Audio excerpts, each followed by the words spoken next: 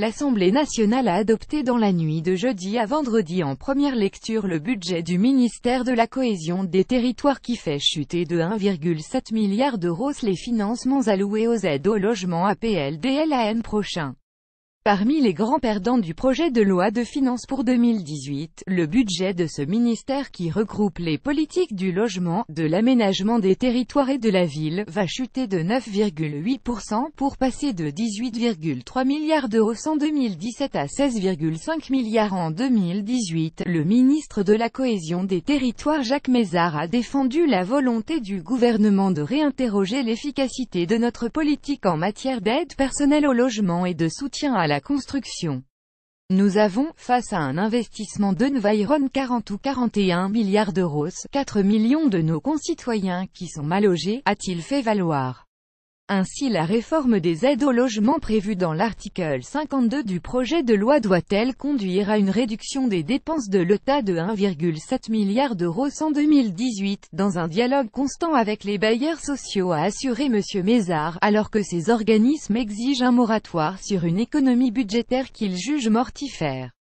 Adopté, un amendement déposé par le gouvernement doit permettre une mise en œuvre progressive de cette ponction financière. Les loyers du logement social baisseront de 800 millions d'euros en 2018, 1,2 milliard en 2019 puis 1,5 milliard par an à compter de 2020, pour compenser une baisse des APL équivalente.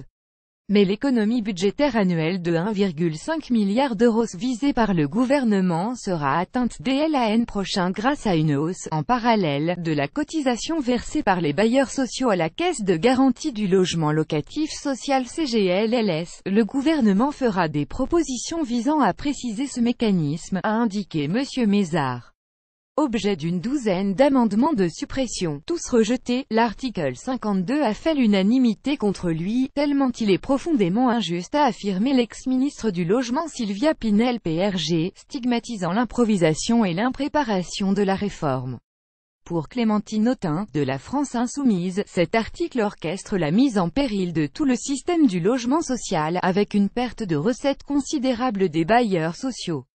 On va casser un modèle HLM que beaucoup nous envient, a estimé Stéphane Peu PCF ex-président de Pleine Commune Habitat, fustigeant une politique mûrement réfléchie, cohérente, visant à affaiblir le secteur HLM et renforcer le secteur privé.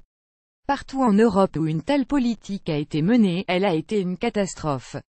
Réformer, pourquoi pas, mais vous imposer des mesures inadéquates comme la suppression de l'APL accession qui solvabilise les ménages modestes, a jugé de son côté Thibault Bazin LR. Un consensus s'est dégagé dans l'hémicycle, a-t-il souligné, en faveur du rétablissement de l'APL accession, un dispositif qualifié de marqueur important par le secrétaire d'État à la cohésion des territoires Julien de Normandie. Mais ce dernier a semblé juger prématuré ce rétablissement, cette aide publique étant un élément de la discussion en cours avec les bailleurs sociaux, a-t-il dit. 8 amendements en ce sens ont été rejetés et un 9e a été retiré par son auteur, Stéphanie Doel REM, avec AFP.